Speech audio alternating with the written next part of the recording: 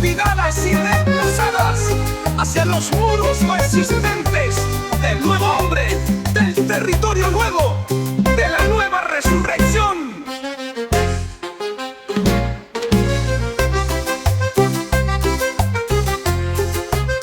Se condecoró el tiempo con sus hojas luminosas, su sangre amarilla, su inquietud de ser y emigrar, llevando las cicatrices olvidadas y reemplazadas hacia los muros persistentes del nuevo hombre, del territorio nuevo, de la nueva resurrección.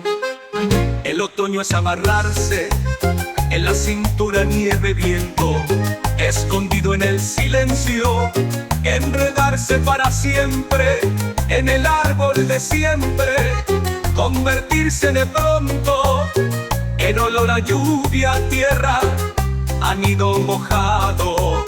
Otoño será el remolino, la vereda gris de las nubes, las alas que se tocan y a la vez se multiplican, los pájaros que zarpan en vuelos submarinos, sin darse tregua para hacer algas dolientes, marineros estancados por la tristeza. Hondo no es más que profunda raíz o metal oculto, pero la madera regresa y crece de nuevo, y crece la luz y se propaga, y el canto regresa. Brisna, descubridora de la vida, leña pura que enseña su estación independiente.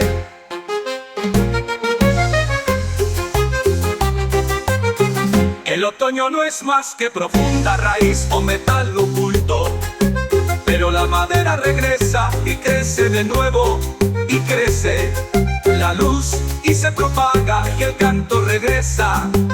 Brisna, descubridora de la vida, leña pura que enseña su estación independiente.